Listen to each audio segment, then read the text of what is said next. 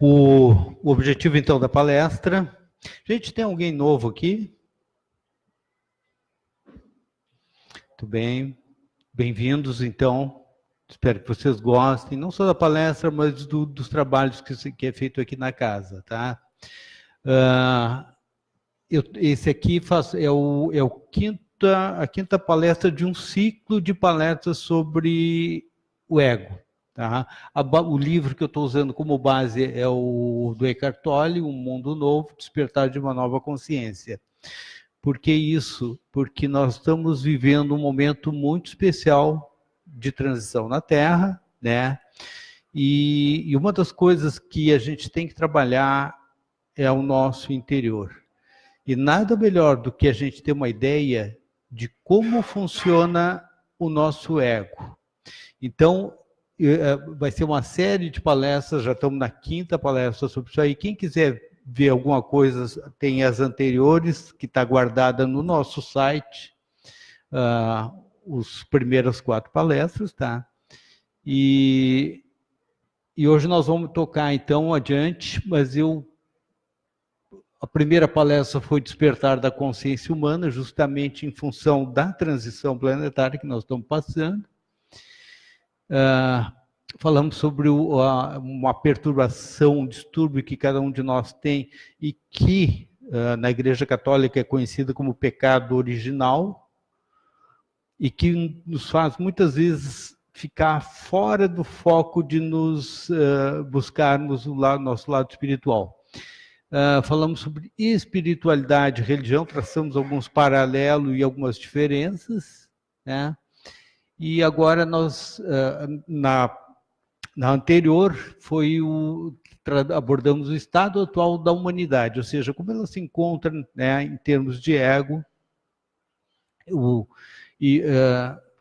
conversamos sobre karma e reencarnação, né, ou seja, antes de encarnar, é visto os aspectos genéticos, astrológicos, culturais, para ver o que a alma vai trabalhar quando ela encarnar. Então, cada encarnação, se lembrar, vamos dizer assim, se a gente traçar um paralelo com relação a um teatro, a gente entra no palco da vida, né, e desempenha um papel. Esse papel, mais ou menos, ele está gravado na nossa memória, vamos dizer assim, celular. Intuitivamente, a gente vai despertando para o papel e vai fazendo ou não. Por quê? Porque a gente tem um livre-arbítrio. E muitas vezes o nosso livre-arbítrio faz com que a gente desvie daquilo que veio trabalhar, né? Conversamos sobre o eu ilusório, ou seja, quando a gente nasce, começa a ter uma noção de familiaridade com, né, dos primeiros anos de vida com o eu, né? E faz muitas vezes associações, meu brinquedo, o meu pai, minha mãe, né? Essa possessividade começa a impregnar, vamos dizer assim, nas características pessoais de cada um e do ego.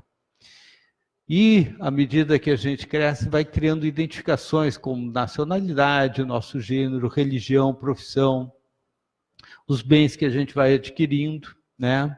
O nosso corpo, a maneira que ele vai se desenvolvendo, e os papéis que a gente desempenha na sociedade. E esses papéis estão em função, por exemplo, da profissão, sou um engenheiro ou sou um professor, né? Pode estar em relação à família, sou um pai, sou uma mãe, né? E, obviamente, opiniões, gostos e conhecimentos, que é a bagagem que a gente vai adquirindo no decorrer da vida, ok? Bom, a partir de certo momento da nossa vida, eu acho que no início da idade adulta, as preocupações começam a crescer, porque tu tem que trabalhar, tu tem que desempenhar, tomar conta da tua vida, e aí tu vai querer ter um apartamento, tu vai querer ter um carro, tu vai querer depois provavelmente formar uma família, né? E o trabalho começa a a nos absorver completamente. De tal maneira que a gente, ou seja, se vocês perceberem aí, desde o nosso nascimento até a fase adulta, a gente vai se desconectando do nosso lado espiritual. E a própria sociedade, por não abordar isso de uma maneira coerente, até por desconhecimento muitas vezes, né, não te ajuda, não te auxilia nisso aí. O que acontece é que, num determinado ponto da vida, parece que surge uma necessidade de buscar um conhecimento espiritual, um entendimento, por que as coisas estão acontecendo, né? E normalmente a gente vem numa casa como essa, uma casa espírita, uma casa de umbanda, não importa, a gente sai buscando uma ajuda espiritual, normalmente, quando ocorre algum, como é que eu vou te dizer, assim, ó, um problema financeiro, um problema de saúde, um problema de relacionamento, ou seja, algum problema. Raramente alguém vem para uma casa dessas por buscar um conhecimento, né? Naturalmente, estou buscando respostas para a vida, então eu quero, começo então a aparecer numa casa dessas, ou ler mais a respeito. O normal é que a gente busque porque está tentando resolver uma situação crítica, né, pessoal, relacionamento, trabalho, né, financeiro, saúde, né? E aí a gente começa a ter um contato com a espiritualidade através de casas como essa, através de palestras, né, através de internamente uma busca pessoal também, que às vezes a gente não se dá conta, mas de alguma maneira a nossa alma nos leva a buscar isso aí. E aí, quando acontece o excesso de preocupações, normalmente a gente começa a ter uma voz na cabeça o tempo todo. O que é essa voz na cabeça? Se eu perguntar para vocês, vocês têm consciência de quem vocês são, o que vocês estão fazendo ou algo mais? A ciência nos acostumou, vamos dizer assim, a entender que nós nos diferenciamos dos animais porque temos consciência. De fato, a nossa consciência está mais desenvolvida. Mas será que nós estamos conscientes o tempo todo? Dificilmente. Por quê? No dia a dia, correria, trabalho, aliás, levanta de manhã, toma banho, come alguma coisa, normalmente a gente está atrasado, né?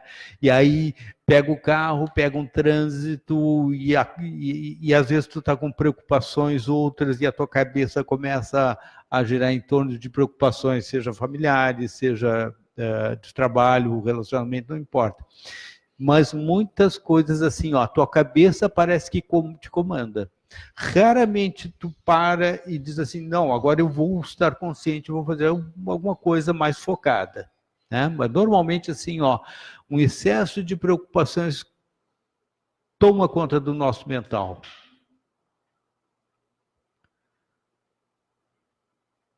E para despertar da consciência, a gente precisa aprender a quietar a mente, né?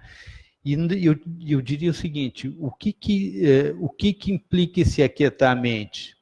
Implica muitas vezes que a gente, por exemplo, imagina vocês, entram num trânsito e acontece alguma coisa, alguém te fecha e tu já fica pela cara e já começa a brigar, né? E quer tomar de satisfação do outro. E se o outro responde, tu tem, vamos dizer assim, um jogo curto, emocional, daqui a pouco estão brigando os dois na rua, né? O que te permite, quando tu tem essa capacidade de aquietar a mente e tá trabalhando isso aí, muitas vezes tu te dá conta, opa, tô entrando nessa energia negativa, e aí tu para. Digo, vou me controlar. O que é isso? Isso é autoconsciência. Tu realmente para no momento, toma conta do teu mental e diz, vou parar aqui antes e não vou piorar a minha situação. De repente eu vou brigar, vou fazer um troço e de repente não aconteceu nada. É uma coisa que uma fechada, se os dois não tiverem controle, pode causar uma morte. Pô, vale a pena? Né? Então, essa tomada de consciência é importantíssima porque ela faz com que tu comece a ter controle, né? E por ter controle e conhecendo algumas, vamos dizer assim, leis espirituais, tu começa a trilhar uma caminhada de mais paz, mais tranquilidade, né? Não só com relação ao que tu faz na tua vida, mas tu acaba passando isso para outras pessoas também. Ok? Bom, antes da gente entrar no próximo assunto, que seria a ilusão da propriedade, eu vou terminar essa parte aqui do estado atual da humanidade, porque ela é importante para o resto. Hoje eu vou falar uma coisa assim, vou entrar na ilusão da propriedade, vou traçar algumas coisas, e depois eu vou contar uma história muito interessante para vocês, que eu acho que vocês vão adorar. Tá? Então, vamos lá. Vamos primeiro voltar aqui a parte do... que eu falei na última vez, mas é importante eu refrisar isso aqui, porque tem a ver com a parte adiante. Então, assim, ó, conteúdo e estrutura do ego. A mente egóica é completamente condicionada pelo passado e esse condicionamento é duplo. Concordam comigo? Normalmente, quando a gente está naquele estado mental de preocupação, onde é que a gente está a nossa consciência? Em algum momento do passado, alguma coisa que passou, né? Alguma discussão, algum problema que a gente tem que resolver, seja lá qual for, mas a nossa consciência está no passado, não está no presente, né? Inversamente, a pessoa que tende a ser ansiosa, ela é um pouco mais raro, mas ela fica presa no futuro. Ela está com medo das coisas que vão acontecer, né? Então, ela geralmente tem uma ansiedade, não consegue trabalhar isso, né?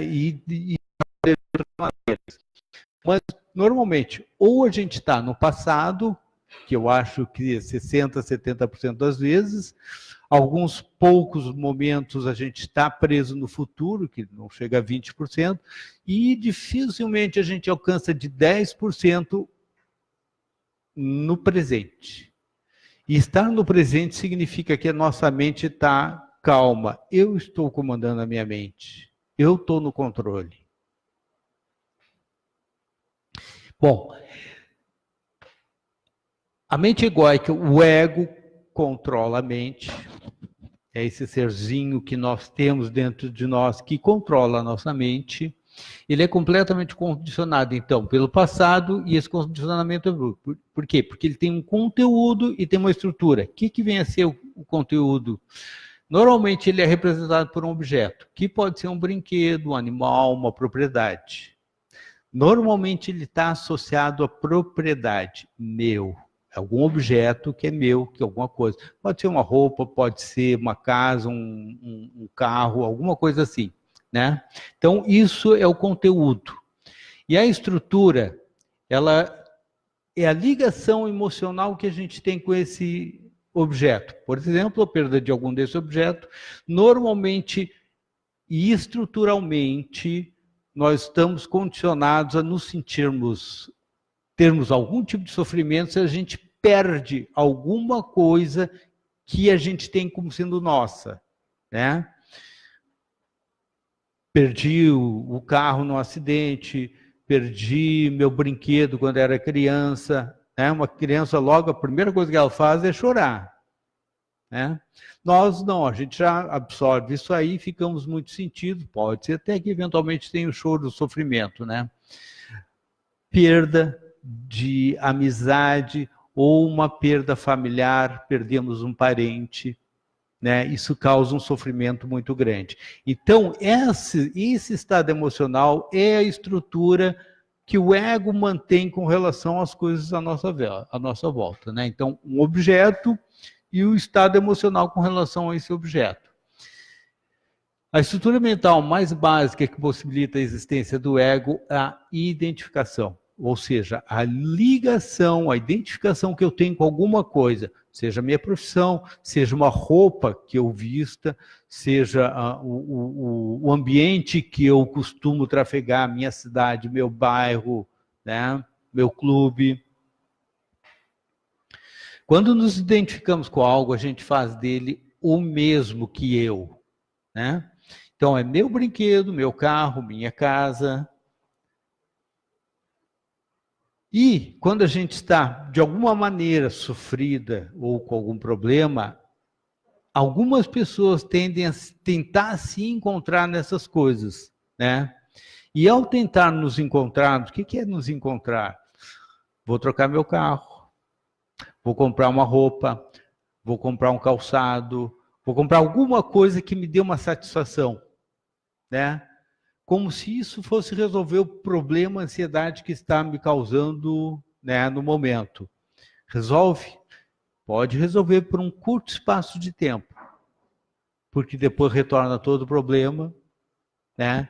E a gente gastou dinheiro às vezes à toa. E nos perdemos dessa busca que a gente faz em torno do meu, do eu, meu, que é a estrutura do ego. Identificação com as coisas. Conhecendo essa característica do ego, a publicidade se tornou especialista em vender produtos supérfluos ou desnecessários, fazendo associações com nossas carências. Tipo, se a gente compra tal produto, nós vamos nos destacar da multidão. Por exemplo, vou comprar uma Ferrari, né? Para quê? Para me destacar do resto das pessoas, para eu me sentir especial. Seremos mais plenamente nós mesmos, ou seja, é uma busca de plenitude. Seremos mais jovens, mais atraentes, mais felizes, bem-sucedidos, etc. e tal. E essas grifes, então, muitas vezes são caríssimas porque eles não estão vendendo produto, eles estão vendendo uma marca e eles estão vendendo algo que vai te diferenciar do resto. E a gente tem a mania de comprar só por causa disso. Faz sentido isso que eu estou falando, gente? Muito, né? Para muitos de nós. Nem todos têm essa característica, né, de sair comprando para tentar se resolver. Mas, normalmente, é por aí que a coisa acontece. Agora, vocês imaginem o seguinte. Estamos falando da publicidade, de venda. Agora, nós temos, desde da Revolução Industrial, que faz quase 2 séculos atrás, até agora, e principalmente o século passado, um marketing muito agressivo em cima da gente, do comprar, comprar, se desfazer. Tanto que hoje em dia não se fazem mais produtos com muita qualidade. Eles fazem produtos que têm um prazo de validade. Porque eles sabem que daqui a pouco tu vai comprar um novo produto, tu vai querer, né, mudar para um carro último ano, né, ou vai querer ir para uma casa maior, enfim, ou fazer uma viagem, tudo mais. Então, o marketing está muito agressivo em função disso aí. E a gente embarca nessa onda com muita facilidade. E, em muitos casos, a gente não está adquirindo apenas um produto, mas é como eu estava falando, um meio de nos realçarmos com relação aos outros, né? Isso tem muito a ver com autoestima. Mas a satisfação do ego tem vida curta. Aquilo que eu falei, a gente compra uma felicidade, ainda mais quando leva muito tempo para conseguir levantar a grana e tal, e comprar, tu realizou o sonho da tua vida. Dependendo daquilo que tu comprou, no outro dia já perdeu aquela característica de coisa nova, de coisa que vai te completar. Por quê? Porque o ego não se satisfaz com isso. Então, aquilo com que alguém se identifica tem tudo a ver com o conteúdo, enquanto a compulsão, o estado emocional por trás disso é estrutural. E é assim que a mente egóica funciona. É claro que a gente tem necessidades importantes: alimento, roupas, moradia, transporte até lazer. Necessidades. né? Mas o quanto tu compra que não é tão necessário assim. Eu, volta e meia, estou comprando alguma coisa que eu não precisaria. Está sobrando dinheiro? Ah, estou com vontade, vou comprar. E às vezes me dou conta que eu realmente não precisava ter comprado. Já aconteceu, por exemplo, de eu usar eletrodomésticos 1, 2 vezes, comprei achando que, ia ser que eu ia curtir, fazer determinadas coisas, e acabei não curtindo, acabo dando-te presente, né? Ou fica lá parado.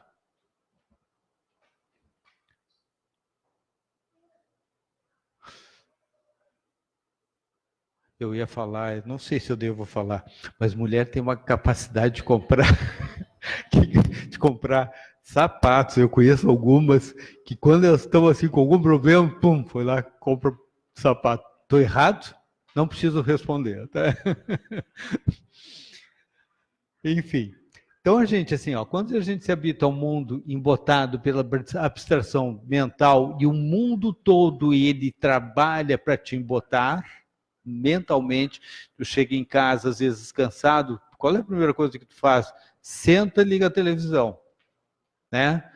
Tu sai do automático de andar na rua, de vir do trabalho e entrega para a televisão vamos dizer assim, a capacidade mental que tu teria para, de repente, ou ler um livro, ou te especializar em alguma coisa. Não, tu entrega para a televisão e ela fica horas cuidando da tua mente.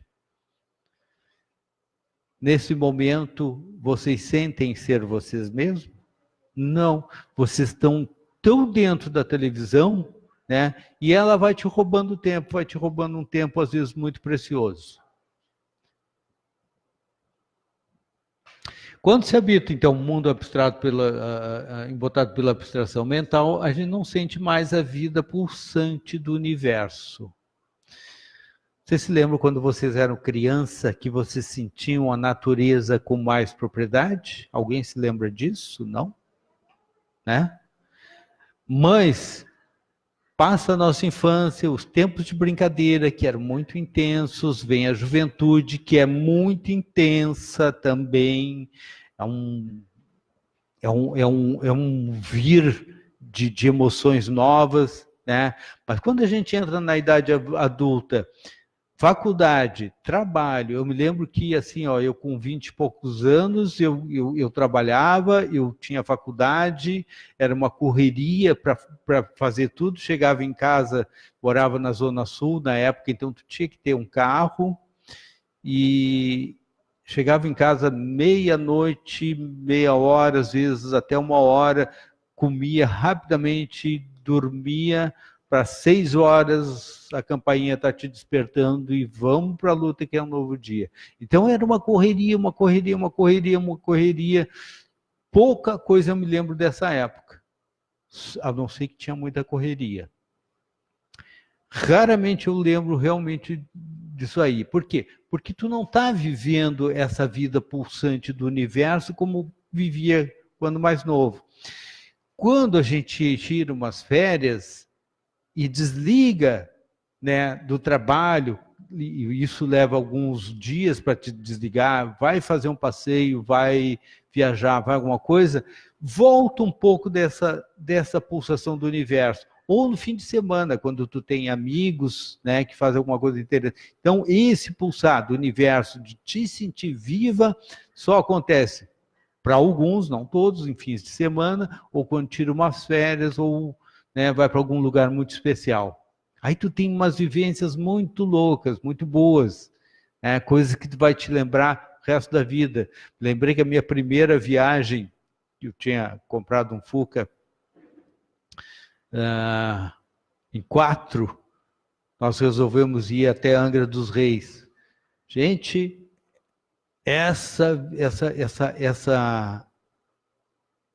as lembranças que eu tenho dessa viagem são marcantes até hoje. E quando eu vejo alguns amigos assim, ó, faz anos que eu não vejo eles, mas quando a gente se encontra, tu te lembra daquela viagem que a gente foi a Angra, tudo mais, as coisas que aconteceram com tal, com fulano, com ciclano, pô, tá viva. foi muito intensa. Ali a gente estava muito presente, né, nas coisas que estavam acontecendo. Então, a maioria de nós perde esse senso de realidade, em função do dia a dia, das preocupações, do trabalhar, e em função da ganância que a mídia coloca, né, vai incutindo dentro do nosso ego, que a gente tem que comprar, que tem que melhorar de vida, tem que trocar de carro, tem que não sei o quê, de preferência todo ano, e se pudesse, para eles seria ótimo se a gente conseguisse trocar o carro uma vez por mês. Né? Então a nossa vida passa a ser uma monótona sucessão de dias. Vou fazer uma pergunta para vocês. Faz sentido para vocês essa frase em especial? Essa monotonia que ocorre em grande parte da nossa vida? Muito, né? Então, algumas culturas antigas, cada objeto ou ser possuía um espírito próprio e era reverenciado com respeito. Se vocês estudarem história, eu gosto muito de estudar alguma coisa sobre civilizações antigas. Parece que havia uma maior integração, claro, não existia televisão na época, né? Mas havia uma maior integração deles com a natureza, né? Com certos objetos, havia até uma certa sacralidade com alguns povos.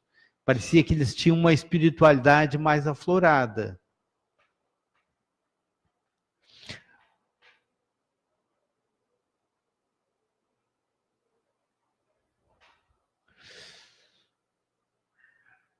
No entanto, atualmente, o que é reverenciado? O eu. Né? O ego faz com que a gente acabe reverenciando não a sacralidade das coisas que estão à nossa volta, mas o eu. E a identificação com essas coisas cria sentimentos de apego e obsessão, que, por sua vez, formam a sociedade de consumo. E eu estou falando apego e obsessão sobre vários aspectos, vários pontos de vista. Né? Roupas, profissão. Quantas vezes a gente segue uma porção, mesmo que não esteja fazendo o bem presente, mas é um apego, temos algum apego para ela, porque de repente os nossos pais queriam que a gente fizesse aquilo. Muita gente acabou sendo infeliz no trabalho, na profissão que realizava, porque não estava fazendo aquilo que a alma pedia. Né? E esse apego e essa obsessão vale também para relacionamentos.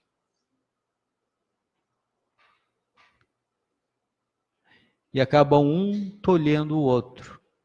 E essa busca descontrolada, por mais, passa a ser uma doença, como um câncer, cuja única meta é se multiplicar, inconsciente de que está destruindo o próprio organismo que faz parte. Ou seja, a gente vive numa obsessão tão grande por mais, por querer, por não sei o quê, por ser dono, por tentar controlar as coisas que estão à nossa volta, que a gente esquece que nós somos um ser. Nós não somos o corpo. Muita gente ainda acha, e a grande maioria, eu diria, que nós somos o corpo que nós somos. Pronto. E se um dia acabar esse corpo, acaba o ser que nós somos. Será que faz sentido isso para vocês? Aí é uma questão individual. Para mim, desde pequeno, nunca fez sentido. E desde pequeno, eu busquei as respostas da vida. Não é todo mundo. Mas, enfim. Então, aquilo com que alguém se identifica tem tudo a ver com o conteúdo, enquanto que a compulsão inconsciente, ou seja, o estado emocional em função da matéria, né, para se identificar, ela é estrutural. Quando a gente não consegue mais sentir a vida que ela própria é, tenta preencher sua existência com outras coisas. Pergunta, será que nós somos assim? Será que a nossa autoestima está ligada aos bens que possuímos? Uma questão interessante, né? Parem para pensar sobre isso aí. Faz sentido? Ter algo desperta sentimento de importância ou superioridade. Olhe bem a pergunta. Ter algo desperta sentimento de importância ou superioridade? Vou dar a minha opinião pessoal. Muito. Durante muito tempo, em função da cultura que existe, ter algo significava estar caminhando para o topo da humanidade. O ter estava associado com o ser. Né? Ou seja, e hoje muitas vezes, claro, a minha concepção sobre isso aí mudou. Mas hoje eu vejo muita gente achando, ou seja, tenho muito dinheiro, então eu sou superior aos outros, eu me sinto superior aos outros. E vem uma arrogância muito grande desse tipo de pessoas. E acaba fazendo outras se sentirem, terem uma autoestima muito baixa. Então, a falta de algo te faz sentir inferior a quem tem mais? Será que isso acontece com cada um de nós? Eu acredito que, eventualmente, sim. Né? Você menciona de modo informal o que possui. Se a gente não possui nada, fica quieto, né? Mas e quando a gente possui alguma coisa que é extra, né? Um carro especial, ou quando a gente compra uma coisa nova, é a primeira coisa que a gente tenta fazer é passar para os outros que tu comprou alguma coisa nova. Nem que seja um carro. Nem que seja um carro caindo aos pedaços. O primeiro carro da minha vida era um carro caindo aos pedaços. Né? Eu fazia questão de dividir com todo mundo. Mas não dividia os problemas que estava tendo o carro, que era muito velho. Ou será que a gente exibe as coisas que tem para aumentar o nosso valor pessoal perante os outros? Vejam bem, dependendo da resposta, tu consegue perceber o quanto o teu ego te comanda. Porque o que faz o ego? Ele vai tentar te colocar acima de todo mundo, sempre. É uma característica dele. Ele vai tentar te proteger. Ele vai tentar fazer com que tu com que tu seja, vamos dizer assim, melhor que todo mundo. Seja numa discussão, seja numa profissão, seja no teu dia a dia. De alguma maneira, tu vai tentar sempre. E discussão, então, principalmente acontece o seguinte, né? As discussões começam a acontecer não para clarear algum problema, mas para tentar se impor ao outro com relação ao que pensa sobre determinado problema. Então, tu tenta impor as tuas ideias e não clarear o que está acontecendo. Eu me lembro, por exemplo, eu trabalhei numa empresa muito grande, a HP, aliás, perdão, antes de trabalhar na HP, era uma empresa nacional, que depois foi comprada pela HP. Nós fabricávamos computadores. Então, a fábrica tinha aproximadamente, eu acho, de 700, 800, 900 funcionários. Quando dava um problema com alguma peça, alguma coisa, os setores brigavam entre si, todos tirando o seu da reta. Ninguém assumia o erro que acontecia. Então, assim, era uma briga muito grande e as pessoas ficavam bravas umas com as outras. Pois bem, em determinada época se fez um trabalho de qualidade, né? Com todas as pessoas, desde o presidente da empresa até o funcionário que varria o chão, o servente mais baixo. E se dividia, por exemplo, se fez várias turmas de 30 pessoas, 20, 30 pessoas, e nessas turmas não eram todos gerentes juntos, não. Era um gerente, um funcionário daqui, um funcionário do outro, funcionário assim. E se trabalhava qualidade. Esse curso durava umas 2 semanas, era uma imersão muito grande, mas a gente aprendia muita coisa, inclusive a ver o quanto a gente estava errado em determinadas circunstâncias, situações. O que aconteceu, gente?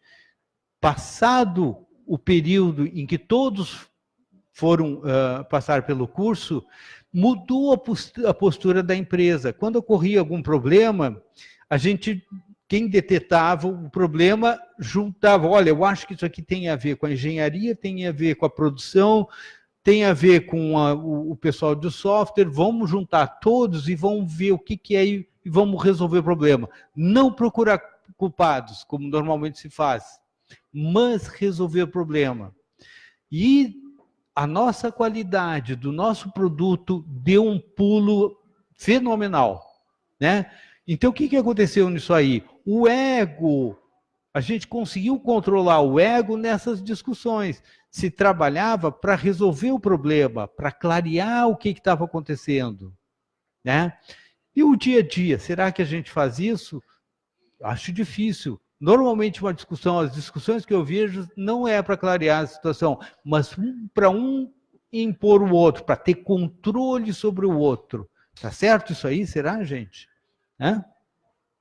Então essas perguntas aqui elas são muito importantes, né, a certo ponto da nossa evolução. Será que a gente está num caminho evolutivo realmente? Ou nós estamos no padrãozinho mediano das pessoas que não estão pensando numa autoevolução, mas estão brigando no dia a dia para sobreviver?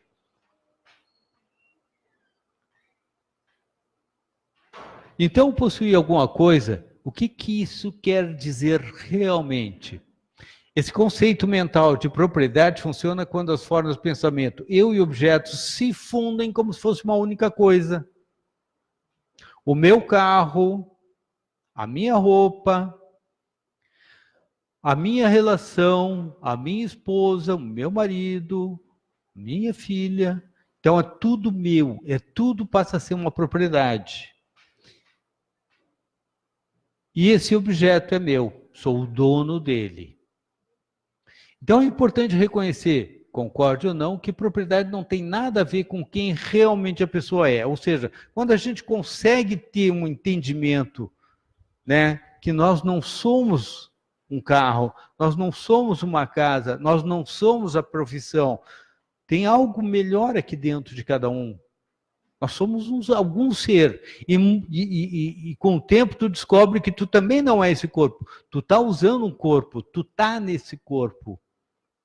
Tu está usando esse corpo temporariamente nessa leva de vida para aprender alguma coisa. E que provavelmente quando tu terminar a tua fase de vida aqui, tu vai para um outro padrão vibratório, mas vai continuar tendo uma vida. E futuramente talvez tu reencarne para resolver alguns problemas que nessa vida ou em outras vidas anteriores tu não conseguisse resolver. Por quê? Porque essa desconexão era muito grande. E tu entrou numa vida, percorreu ela toda, saiu dela sem te trabalhar, só sobrevivendo. Muitos só percebem isso até estarem no leito de morte. E aí constato que nada do que é exterior, ou seja, nada do que tu teve, jamais corresponde ao que eles realmente são. E não faz sentido. Pessoas que estão realmente em fase terminal, ou por velhice, ou por um problema de doença, alguma coisa assim, parece que tem um chaveamento de consciência e percebe, puxa, eu estou no meu fim de vida e eu não vou levar nada para o outro lado da vida, né?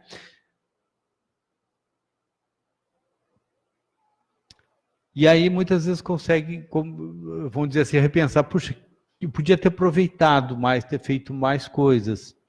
Então o que eles de fato procuravam, que era o ser interior, né? Sempre havia estado ali, mas foi obscurecido com a identificação que a mente faz com as coisas que a gente tem e que a gente julga ser nossa propriedade.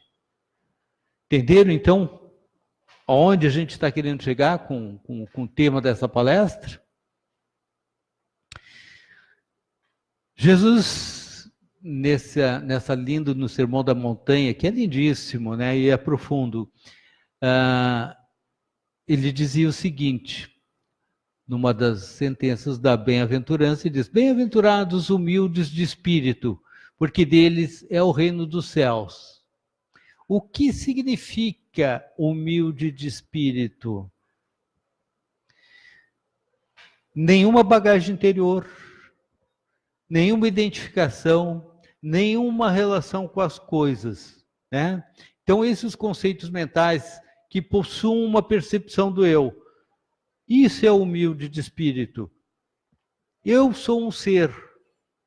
Não interessa se eu tenho um carro, se eu tenho uma moto, se eu tenho um barco, se eu tenho uma casa, se eu tenho uma família. Eu sou um ser. Então, essa desconexão, né, com essas coisas faz com que eu reflita que, opa, aqui dentro tem algo muito importante, algo muito especial que precisa ser melhor trabalhado.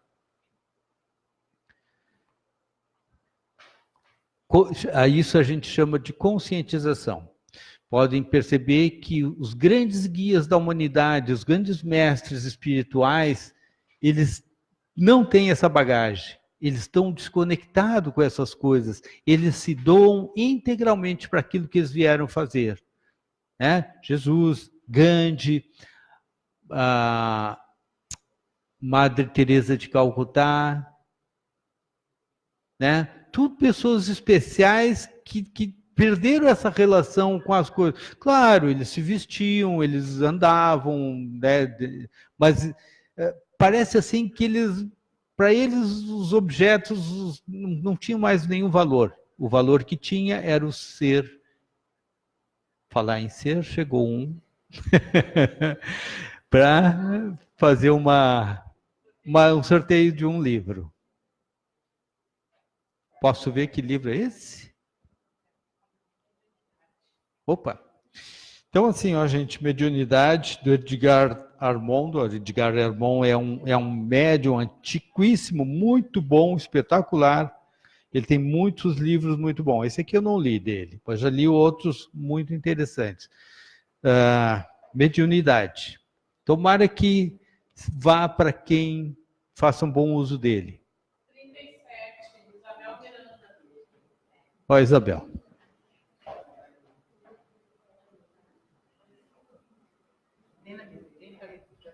Tem para vender, tá, gente?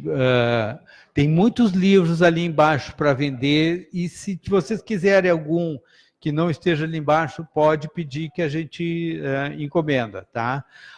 O lucro da venda do livro, ele é revertido para casa. Tá? Então, a gente... não somos uma casa com fins lucrativos, mas a gente precisa sobreviver para manter isso aqui, tá? Então, cada médico coopera, e vocês cooperariam muito, ou nessas rifas, ou comprando os livros. A gente agradece muito. Vamos adiante.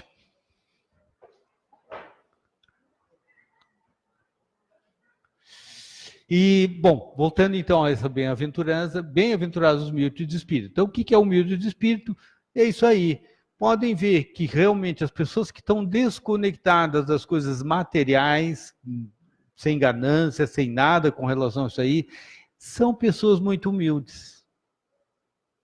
Naturalmente elas são humildes. E o que é o reino dos céus? É essa alegria do ser que está presente quando a gente abandona essas identificações. De fato, a gente parece que está num outro estágio de vida, sentindo mais a essência daquilo que nós somos. Renunciar aos bens é uma prática espiritual antiga.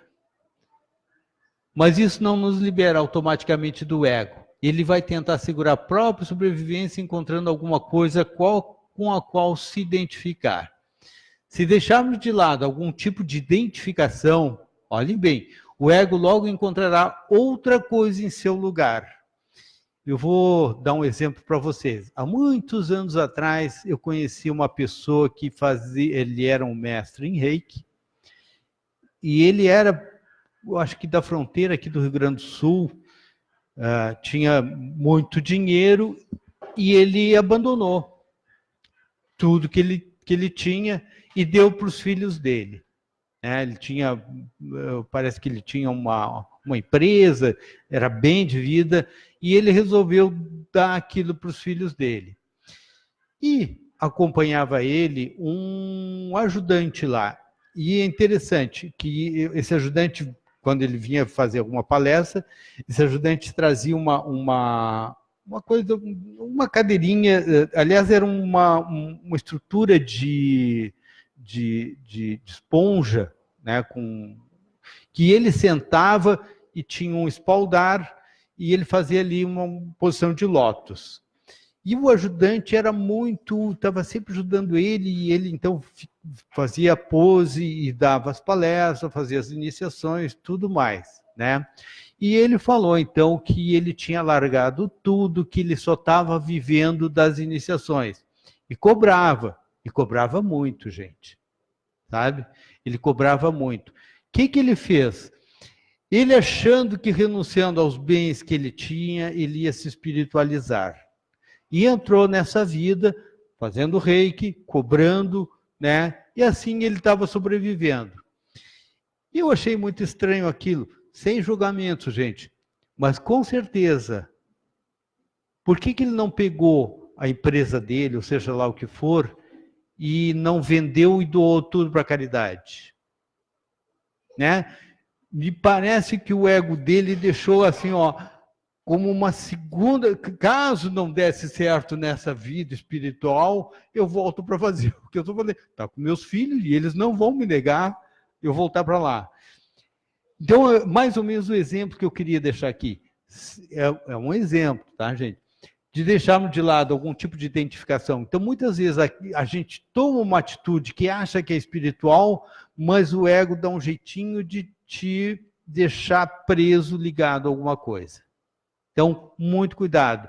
Então, entender como o ego trabalha, e é o motivo dessas nossas palestras aqui, vai nos auxiliar justamente a entrar de uma maneira mais, como é que eu vou dizer assim, mais conscientes no caminho da busca interior, se é o caso de vocês aqui, tá? Se não for, tudo bem. Guardem que futuramente, com certeza, vocês vão buscar. Em outras palavras, o conteúdo do ego, então, ele pode mudar. Lembra? Ele deixou as empresas com os filhos dele, mas deu um jeito de fazer reiki e trabalhar em função disso aí. Todavia, a estrutura mental mantém vivo e não se altera.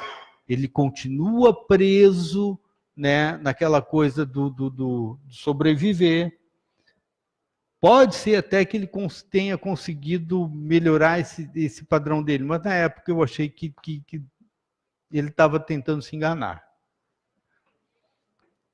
Bom, esse difícil vínculo desaparece aos poucos somente quando estamos conscientes dele. Ou seja, o desapego, quando ele é consciente, ele é a base da transformação. Gente, não estou absolutamente querendo dizer para vocês, abandonem tudo que vocês têm e me sigam, que nem fez Jesus. Não era isso que ele estava querendo dizer. O que ele estava querendo dizer é assim, ó, desapeguem. Não deixe de sentir amor, não deixem de cuidar dos outros, não deixe de cuidar com a sua família, mas desapeguem-se desses conteúdos, né, de uma maneira para que a gente possa trabalhar, né, como apóstolos, como discípulos, como buscadores da nossa vida espiritual. Então, isso é uma coisa, essa transição ela tem que ser suave, ela não precisa ser de uma hora para outra, a menos que seja muito consciente e é um chaveamento de vocês, uma coisa muito particular. Mas ela pode ser uma transição gradual, consciente do que vocês estão fazendo. O absurdo da ilusão da propriedade torna-se mais evidente quando envolve terras, imóveis, por entendermos que não pode ser... Oi, estão chamando? Só antes de entrar lá, em seguida eu vou entrar numa coisa muito legal que me parece, tá? Então, se vocês puderem voltar aqui para dar continuidade, fiquem à vontade, tá bom?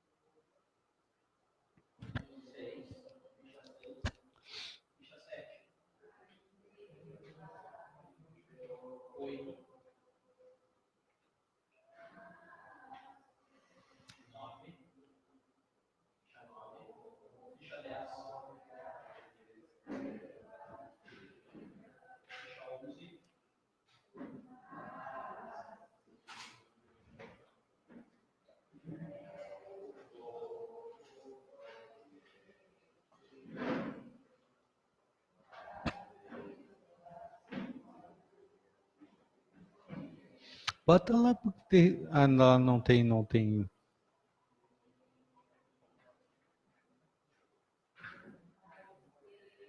Gente, vocês querem sentar aqui perto para pegar um pouquinho mais de ar? Por favor, de repente, né? Tá quente.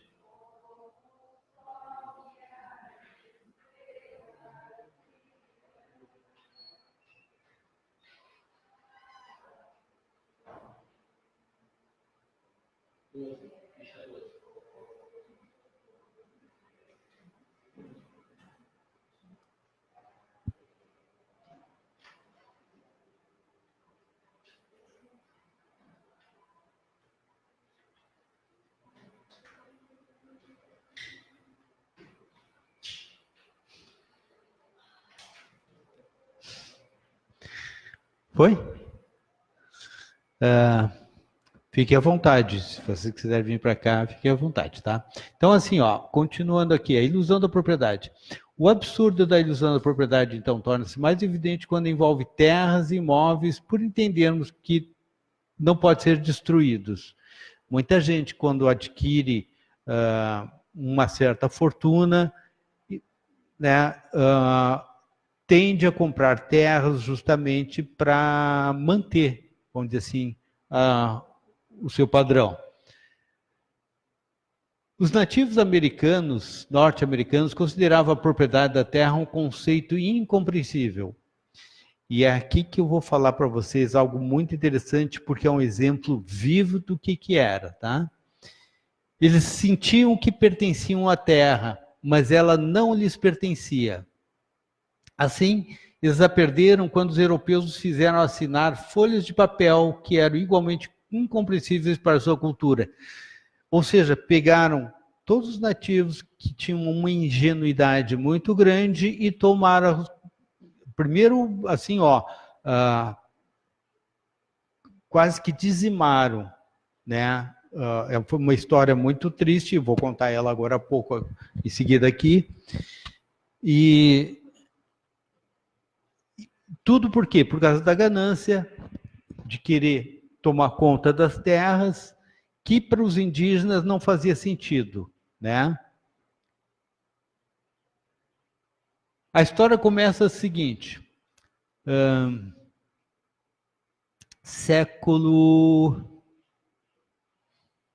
final do século XV, 1450, né, até 1500.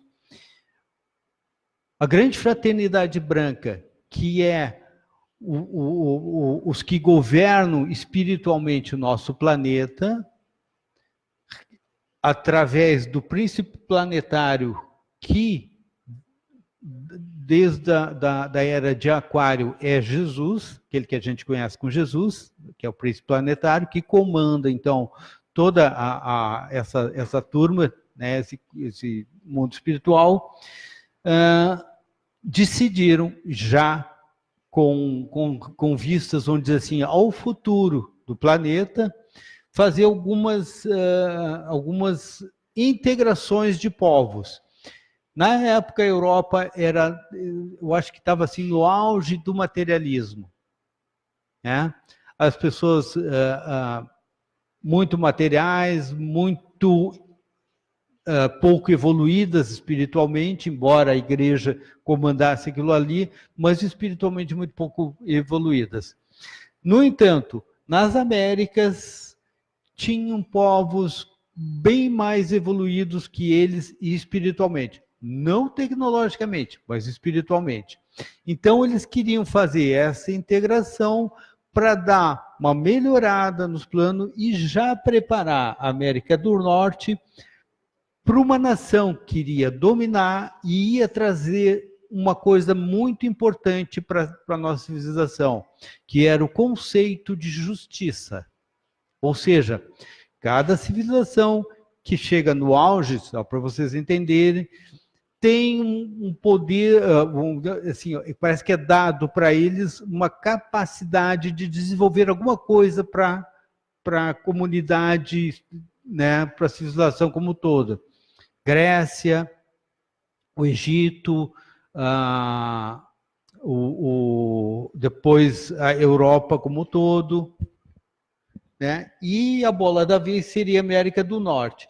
E já começar a América do Sul, que logo em seguida da América do Norte, a América do Sul vai ser a bola da vez.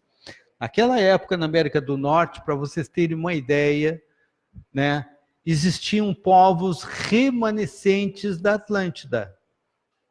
A Atlântida era a quarta raça raiz da Terra, diferente daquilo que a gente entende como raça negra, raça branca. Não, o conceito espiritual de raça é outro completamente diferente, não tem nada a ver com a cor da pele, embora tenham algumas características físicas diferentes. O que existia era o seguinte: a quarta raça,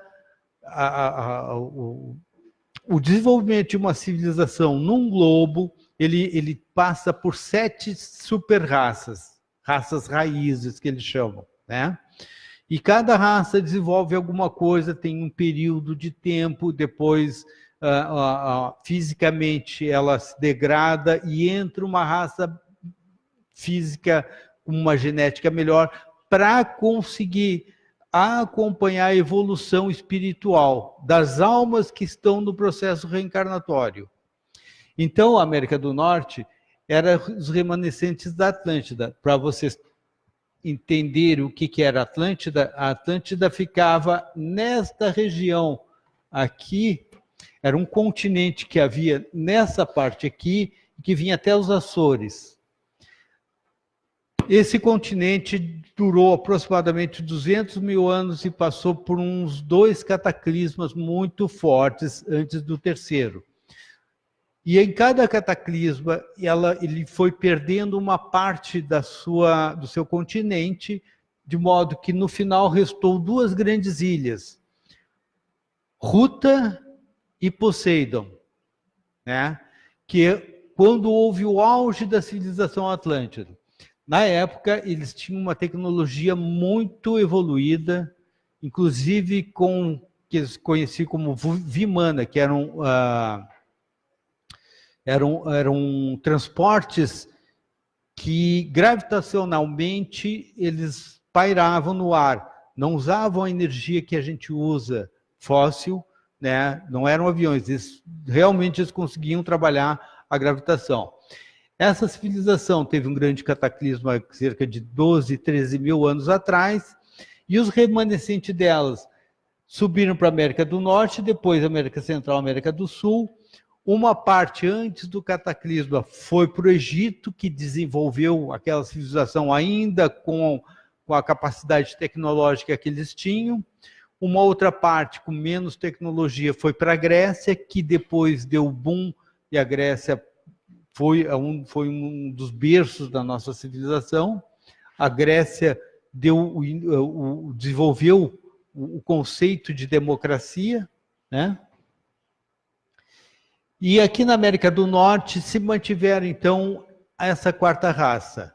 Hoje nós estamos na quinta raça raiz, que é a raça ariana, não tem nada a ver com a ariana que o Hitler entendia, que era o alemão, absolutamente nada a ver. a raça ariana ela começou com os hindus, e a sexta raça raiz está começando a ser gestada aqui na América do Sul, que é a que vai dar, vamos dizer assim, o desenvolvimento depois da transição planetária.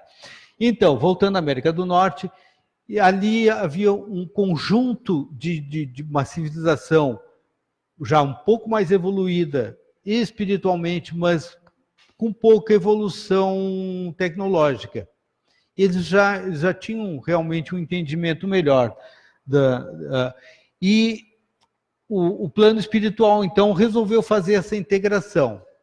E, através do Colombo, né, intuiu para que ele fizesse essas viagens de descobrimento. Cabral também foi intuído nisso aí. E aí houve essa integração. Inicialmente, para vocês terem ideia, aqui nos Estados Unidos só a costa leste foi ocupada, o interior começou, ainda permaneceu sem muita diferenciação, e alguns lugares aqui do Brasil. Caribe, que essa região também foi bastante colonizada, principalmente pelos piratas e corsários, né? E aqui nos Estados Unidos, então, começou lentamente a civilização a tomar conta da costa leste, né? A parte interior, até 1750, mais ou menos, que foi quando houve a independência americana, foi 1770 e poucos, não me lembro bem.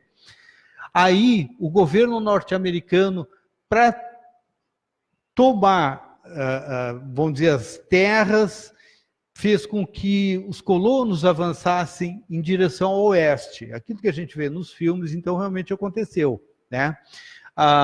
Ofereceram terras para os colonos que avançassem lá. Mas, naquele lugar, existiam povos, né?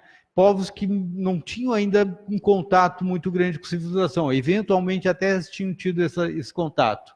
E mais, existia nessa faixa aqui central, que vocês podem ver onde estão os rios aqui, era uma grande pradaria. E ali existia, só para terem uma ideia, cerca de 60 bisões, que é os búfalos norte-americanos, que serviam de alimentação também para esses nativos dessas regiões. Quando ocorreu esse avanço sobre a América do Norte, infelizmente, as pessoas que iam, elas queriam terras, então havia muita ganância, muita, né, queriam terras e começaram a ter conflito com os índios. Os colonos com armas de fogo, os índios com arco e flecha. Rapidamente começou a haver uma desvantagem. Os primeiros escaramuças, os colonos perderam. Aí começou a se criar um exército, e o exército dá esse apoio. E aí houve muitas escaramuças, e aí começou realmente a dizimar os índios e a tomar os lugares deles, né? Bom,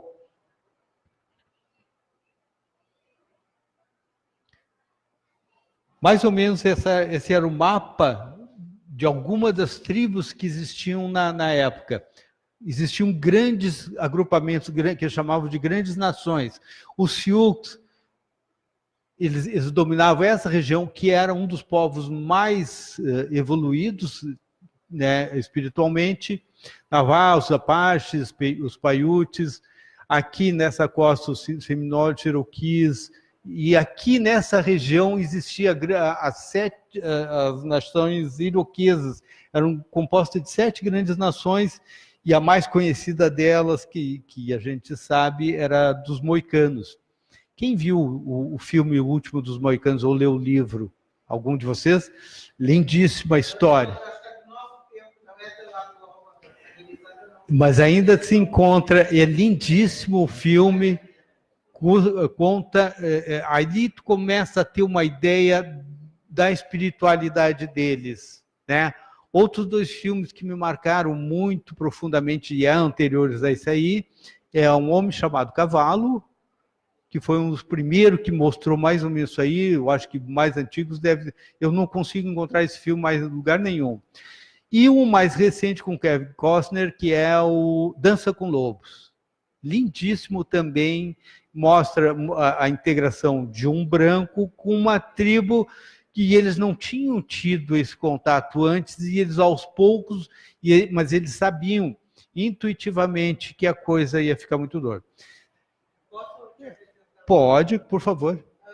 Enterre meu coração na curva do rio. Livro lindíssimo, lindíssimo. Esse livro que ela falou, espetacular, vale a leitura. Enterre meu coração na curva do rio. É o relato de vários índios na virada do século passado sobre o que aconteceu com eles. Então, eles mostram, né, de um ponto de vista deles, como o povo deles foi sendo enganado e amordaçado e tirado das terras deles, né, para dar lugar para o desenvolvimento. Mais uma coisa eu queria falar acerca desses índios e o fato de ser da 4ª raça raiz. A 4ª raça raiz ainda tinha uma ligação espiritual etérica, né? Eles eram ainda mais sensitivos. A 5ª raça raiz, a ariana, que é a que nós pertencemos, foi o auge do materialismo que nós, como seres humanos, chegamos. A partir de agora, nós vamos retornar gradativamente para os mundos espirituais.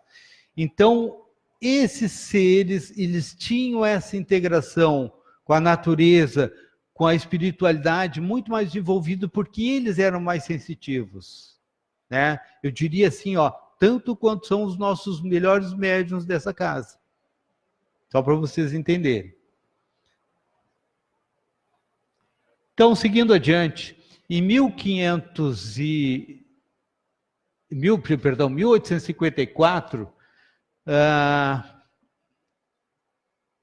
alguém já ouviu falar do Manifesto Indígena, eu acredito, né? Também, e eu vou colocar agora para vocês o que era isso aí e como eles enxergavam o que era uma propriedade. Então, assim, no ano de 1854, ou seja, de 1770 a 1854, eles dizimaram com os indígenas, com a maioria dos grupos que tinham, sobraram poucos, e os poucos que sobraram viraram seres inferiores. Eles conseguiram botar isso aí como se fossem seres inferiores. Claro que no decorrer do tempo, as novas gerações de índios que enfrentaram essa injustiça muito grande, eles ficaram com muita raiva, com muito ódio e criaram grupos tentando se defender, né? Então, em 1854, o presidente dos Estados Unidos, que na época era Francis Pierce, muito pouco conhecido, fez a uma tribo indígena uma proposta de comprar grande parte das suas terras, oferecendo em troca a concessão de uma reserva. Eu quero lembrar que essa reserva...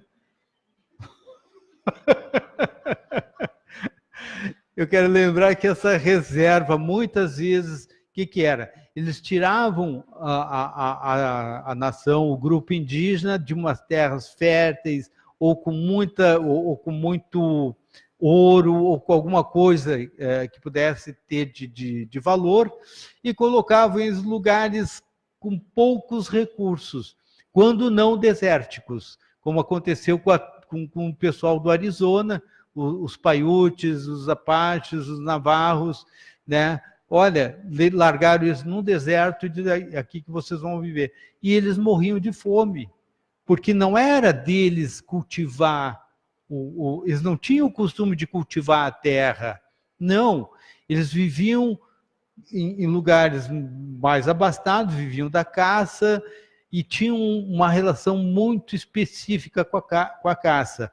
No filme esse, O Último Moicano, bem no início acontece uma coisa muito linda. Tá o pai e o filho, que eram os dois últimos moicanos, e um que era mestiço, né, que tinha uma ligação com eles.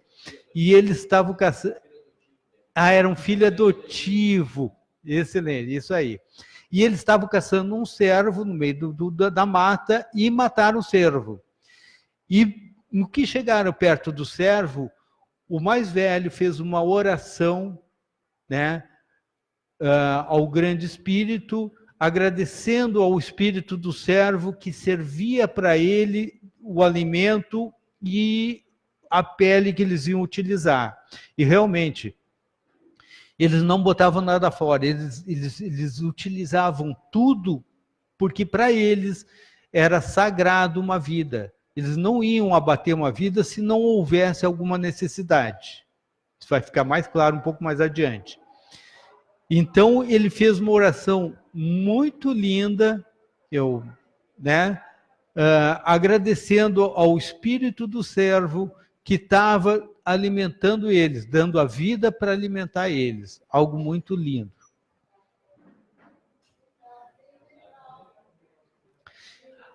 A resposta a essa proposta da compra do chefe Seattle, que pertencia à tribo do Anish, que ficava em Washington, ali perto do Canadá, mais na parte de uma região mais em cima, né, foi a seguinte. Ela é considerada um dos mais lindos pronunciamentos feitos a respeito da natureza do meio ambiente. Eu, quando li esse manifesto, eu acho que eu tinha uns 20 e poucos anos, nossa, aquilo penetrou na minha alma de uma maneira muito profunda. Eu não sabia por quê. E aí que eu comecei a pesquisar sobre índios. Li vários livros sobre eles e entendi a minha relação com tudo isso, com eles, né? E quando eu estive nos Estados Unidos, eu passei 6 meses lá na costa oeste, eu passei por lugares onde eu senti uma familiaridade de alma muito grande. Mais tarde eu vim descobrir o porquê. Tá? Bom, a resposta dele é: como é que se pode comprar ou vender o céu, o calor da terra? Essa ideia nos parece estranha. Se nós não possuímos o frescor do ar, o brilho da água, como é possível comprar? Cada pedaço dessa terra é sagrada para o meu povo. A seiva que percorre o corpo das árvores carrega consigo as lembranças do homem vermelho. Cada ramo brilhante de um pinheiro, cada punhado de areia das praias, a penumbra da floresta, na floresta densa, cada clareira e inseto a zumbir são sagrados na memória e experiência do meu povo. Gente, eu quando tinha 10 até meus 15 anos, eu fui morar na Tristeza. Naquela época, aquilo não existia prédio alto, era só casas, sítios, e a minha avó tinha um sítio enorme lá, que era 1/3 de uma quadra. E nós fomos morar numa das casas que ela tinha, e do lado tinha um terreno baldio. Quando era primavera e verão, nossa, eu adorava passar pela cerca que era de arame farpado, não existia muro naquela época, e entrava naquele mato, e geralmente eu buscava algum lugarzinho refrescante só para ouvir o som, o cheiro do mato me era muito gostoso. Ouvir o som dos insetos, as borboletas, tinha muitas borboletas no mato naquela época, na primavera, pássaros, as carruídas chegavam perto de mim assim, e eu ficava bem quietinho, não me mexia, né? E isso me dava um prazer enorme, eu ficava horas curtindo isso, e seguido eu fazia esse tipo de coisa, né? E por isso eu entendia muito bem quando ele fala no manifesto, quando ele falou aquela coisa, né, do zumbido dos insetos, do frescor do mato, né, do cheiro do mato. Seguindo, ele dizia o seguinte: os mortos do homem branco esquecem sua terra de origem quando vão caminhar entre as estrelas. Olha só que, além da profundidade espiritual, há uma poesia na maneira como ele fala as coisas, né? Continuando, ele diz: os nossos mortos jamais esquecem essa bela terra, pois ela é a mãe do homem vermelho. Então, eles entendiam a terra como uma provedora. Quando isso passa na nossa cabeça que a Mãe Terra é uma provedora para nós, nos dá o alimento, nos dá o abrigo, nos dá tudo que a gente precisa, né? Nada veio de fora. Aqui na Terra a gente tem tudo. Então, eles entendiam como um ser senciente, que provê os seus filhos, que são os animais e o ser humano, de tudo aquilo que precisava. Somos parte da terra e ela faz parte de nós. As flores perfumadas são nossas irmãs. O cervo, o cavalo, a grande águia são nossos irmãos. Então eles tinham essa relação com os animais, essa ligação profunda. Os picos rochosos, os sulcos úmidos das campinas e pradarias, como eu falei, uma região imensa dos Estados Unidos, central, era de pradaria, onde estavam os principais rios. O calor do corpo do potro e o homem, tudo pertence à mesma família. Eles tinham uma relação muito grande com os animais, com os potros, né? Naquela época, muita gente achava que os animais tinham sido trazidos da Europa, mas parece que não, eles já tinham vindo do Alasca, quando o Alasca tinha estava ligado com a Ásia, tem um estreito, e me parece que está provado que boa parte dos cavalos, uma boa parte de cavalos veio através desse estreito há milhares de anos atrás. Assim como houve uma imigração desses povos para a Ásia, e não o contrário, como dizem muitos historiadores. Portanto, o grande chefe em Washington manda dizer que deseja comprar nossa terra. Pede muito de nós. O grande chefe diz que nos reservará um lugar onde possamos viver satisfeitos, que ele será nosso pai e nós seremos seus filhos. Portanto, nós vamos considerar a sua oferta de comprar a nossa terra. Veja bem, vamos considerar. Mas não vai ser fácil. Imagina, milhares de anos eles ali, os antepassados deles, toda a cultura deles em função dessa liberdade que eles tinham naquelas terras. Por quê? Porque era considerado uma coisa sagrada para eles. Como é que eles vão vender algo que é sagrado para eles? Se vocês têm alguma coisa que é sagrado para vocês, como é que vocês vão vender uma coisa sagrada? Um filho, uma mãe, um irmão? Isso se vendia lá muito, até aconteceu já, eventualmente. Mas hoje em dia, nem pensar, nós estamos num nível evolutivo que isso já não faz mais sentido para nós, né?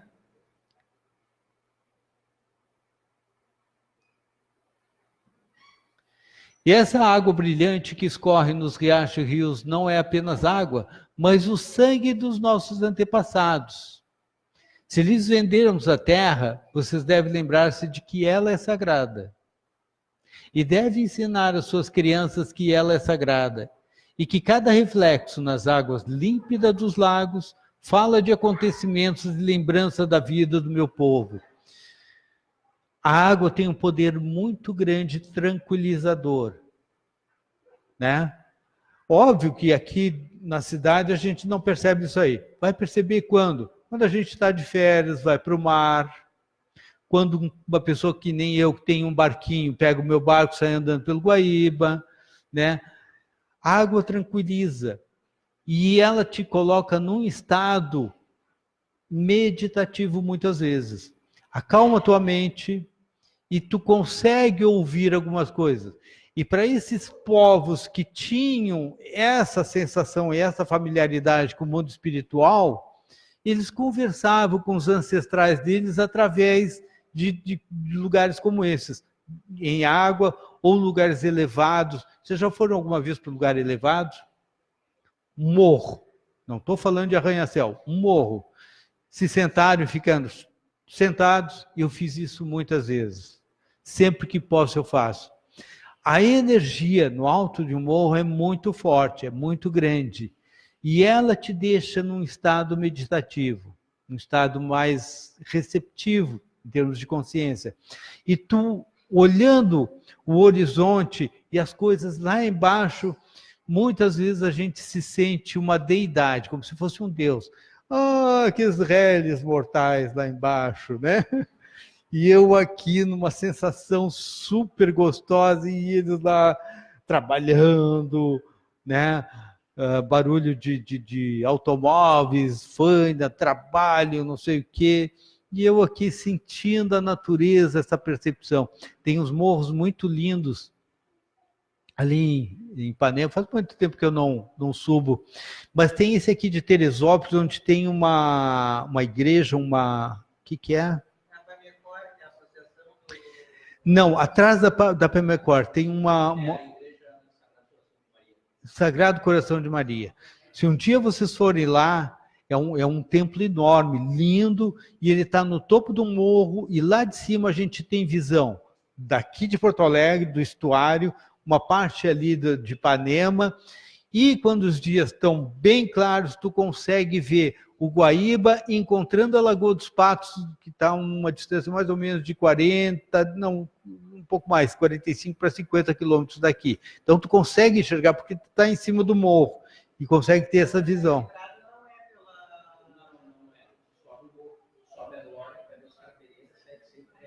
Ele vai para a Costa Gama. Quando chega lá no topo, antes de começar a andar, tu pega a direita. Aí tu entra direita no sentido de ir para aquele lado. Tem placas indicativas. Tem placa. Bem lá em cima tem um armazém bem antigo, assim. Um negócio de concreto, um telhado de barro. Interessante que tem também entrada pela Vila Nova, mas aí é um pouquinho mais complicado. Tá? Quem não conhece, melhor é seguir aqui pela Glória que tu chega lá. Vale a pena, é uma visão muito linda. Até para sentir isso que eu estou falando para vocês. O murmúrio das águas é a voz dos meus ancestrais. Eles conversavam, por entrar em relaxamento, em estado meditativo, eles conversavam com os ancestrais deles, porque tinha essa ligação muito forte. Vamos dar uma pausa aí para a chamada.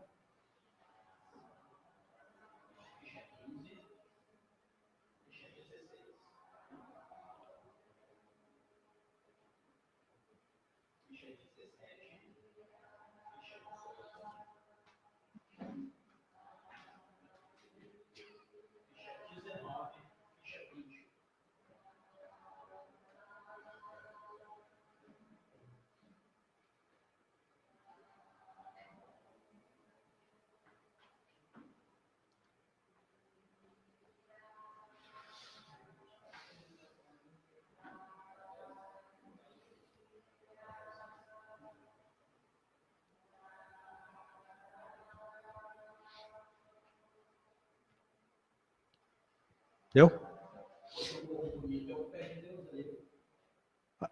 Ah, na tristeza. Ah, aquele ali, pô, morava ali, eu, seguido eu estava lá. Isso. Vamos adiante, então.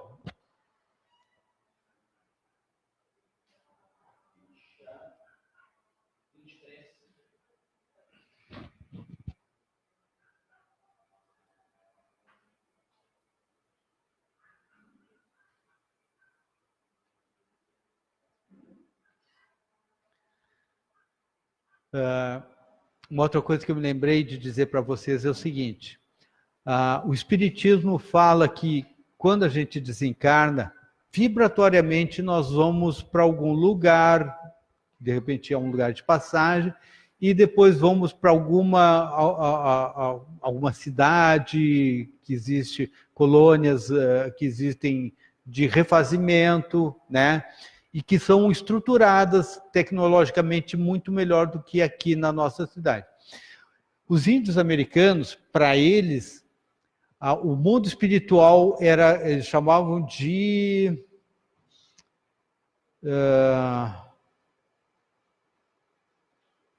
as pradarias eternas, né? Então, para eles, e realmente, quando eles desencarnavam, eles iam para um lugar muito lindo, muito verdejante, ali eles passavam em aldeias para depois reencarnar. Então, o mundo espiritual mantém os lugares em conformidade com aquilo que tu tem como cultura, porque é importante, quando tu desencarna, tu ir para um lugar que tu tenha uma certa familiaridade, né? Então, isso vai de acordo com a cultura de cada povo. Os rios são nossos irmãos, saciam nossa sede. Eles carregam as nossas canoas e alimentam as nossas crianças. Se eles vendermos nossa terra, vocês devem lembrar e ensinar seus filhos que os rios são nossos irmãos e seus também. E, portanto, vocês devem dar aos rios a bondade que dedicariam a qualquer irmão. O que a gente faz? Nós, que somos mais civilizados que eles, largamos todos os nossos dejetos no rio. Sentiram a diferença? Isso que nós somos civilizados, hein? E eles não, eles eram selvagens. Sabemos que o homem branco não compreende nossos costumes. Uma porção da terra para ele tem o mesmo significado que qualquer outra, pois é um forasteiro que vem à noite e extrai da terra aquilo de que necessita. Basicamente, de lá para cá, é o que tem acontecido. Máquinas destruindo florestas, cavocando a terra para retirar ouro, coisas preciosas, retirar o óleo, o petróleo, e tudo por ganância. A terra não é sua irmã, mas sua inimiga. Ele falando com relação ao homem civilizado, que a terra não é irmã dele, mas a inimiga. E quando ele a conquista, depois de conquistado, prossegue o caminho. Ou seja, larga o que foi conquistado, o que foi depredado e segue adiante. Deixa para trás os túmulos de seus antepassados e não se incomoda. Rapta da terra aquilo que seria de seus filhos e não se importa. Para os indígenas, os cemitérios eram sagrados.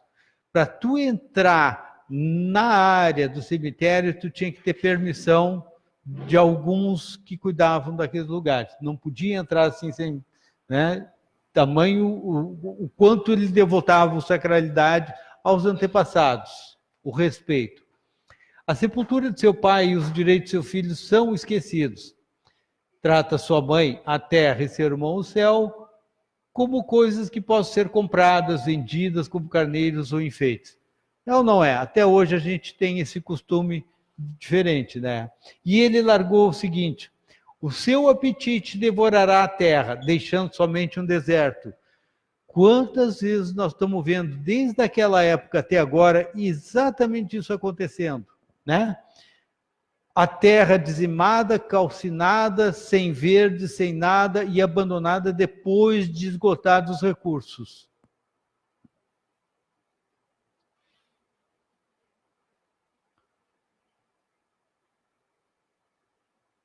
Eu não sei, diz ele, os nossos costumes são diferentes dos seus. A visão das suas cidades fere os olhos do homem vermelho. Imagina a cidade há 2 séculos atrás, há mais de 2 séculos atrás, imagina se eles vissem hoje a nossa cidade, uma selva de pedra, né? Talvez seja porque o homem vermelho é selvagem e não compreenda. Não há um lugar quieto nas cidades do homem branco. Nenhum lugar onde se possa ouvir o desabrochar de folhas da primavera ou o bater das asas de um inseto. Mas talvez seja porque eu sou um selvagem e não compreendo. Olha só, ele se colocando como selvagem com relação àqueles que se dizem civilizados. E só nesse manifesto até aqui, ele está dando um banho de civilização. O ruído parece somente soltar os ouvidos. E o que resta da vida, se um homem não pode ouvir o choro solitário de uma ave, ou o debate dos sapos ao redor de uma lagoa à noite? Me lembro que uma vez eu fui acampar na beira de um açude. Aquilo que ele fala, o debate dos sapos, gente, alguém teve a oportunidade de ver sapos conversando na beira de uma lagoa, de um córrego? É uma sinfonia de noite. E outra coisa interessante, seguido eu pego o meu barco e ancoro em alguns lugares, ou dentro de açude, de arroios, ou na beira de um mato. E é interessante como de noite, às vezes, está tudo calmo, tudo tranquilo, e tu ouve um pássaro, uma voz solitária de um pássaro berrando, alguma coisa assim, depois acalma. Pum, uma coisa assim, para mim é muito agradável. Não sei se seria para os outros. Ele diz, eu sou um homem vermelho e não compreendo. O índio prefere o suave murmúrio do vento encrespando a face do lago e o próprio vento, limpo por uma chuva diurna ou perfumado por pinheiros. Gente, que coisa boa tu sair da cidade e sentir o ar limpo e muitas vezes perfumado. Na primavera isso aí direto acontece. O ar é precioso para o homem vermelho, pois todas as coisas compartilham o mesmo sopro. O animal, a árvore, o homem, todos compartilham o mesmo sopro. Parece que o homem branco não sente o ar que respira. Como o homem agonizante há vários dias é insensível ao mau cheiro. Essa gravura aí me faz lembrar, e o que estava escrito ali, é o seguinte. Há muitos anos atrás, era uma véspera de feriado, e eu saí de Porto Alegre e fui até perto de São Lourenço, onde eu tenho um amigo que tem um sítio. Esse sítio é uma fazendola, ele cria cavalo, cria vaca leiteira, né? E tinha outros animais ali à volta. Então, uma coisa muito gostosa, eu gostava muito de ir para lá. E eu cheguei de noite cansado, esgotado, eu saí direto do trabalho, fui para lá, 200 quilômetros mais ou menos daqui, e cheguei tipo 11 da noite lá, esgotado, cansado. Quando eu estava chegando na sede, eu vi que estava tudo apagado, era lua cheia, lindo, lindo, e eu estacionei perto do arvoredo, e qual não é minha surpresa, ele estava ali do lado me esperando com 2 cavalos encilhados. Aí eu desci do carro, me deparei com ele, digo, opa, estou aqui, ele disse, eu estava te esperando. Pega aqui, e me entregou a rédea de um cavalo, não teve dúvida. Na hora eu subi, a gente foi até a porteira, atravessou a rua, abrimos outra porteira, porque ele tinha arrendado vários hectares na frente, e nós começamos a andar de noite com os cavalos, lua cheia, lindíssimo, naquelas colinas. E essa sensação que esse indígena passa, eu me lembro que eu fiz isso, claro, sem saber disso aí, e eu fiz isso, eu abri, assim, respirei aquele ar puro, aquela coisa assim, me preenchendo, e esqueci o cansaço que eu estava. Nós ficamos horas, nós retornamos, acho que eram umas 2h30 da manhã, né? Depois de dar uma grande volta nas colinas, coxilhas que tinham por lá, retornamos, né? Aí eu peguei minhas coisas dos carros, tudo mais, ele largou os cavalos no pasto, e aí fui dormir. Mas essa sensação, mais uma vez, isso aí, me passa essa sensação da natureza, o quanto ela é revigorante, o quanto a gente aqui na cidade, a gente perde essa conexão importante com a natureza e com o ser, né? Com a espiritualidade. Continuando. Se vendermos a nossa terra ao homem branco, ele deve se lembrar que o ar é precioso para nós, que o ar compartilha seu espírito com toda a vida que mantém.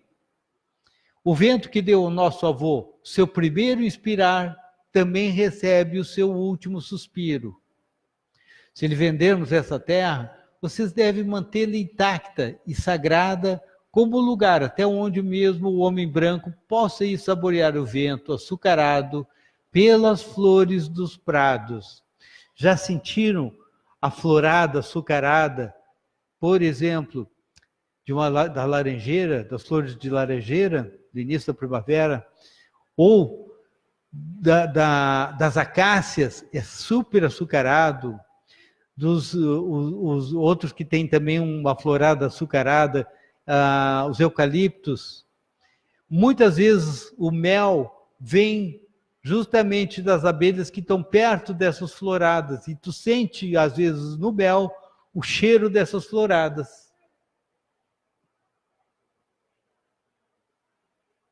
Portanto, diz ele, vamos meditar sobre a sua oferta de comprar nossa terra. Se decidirmos aceitar, imporei uma condição.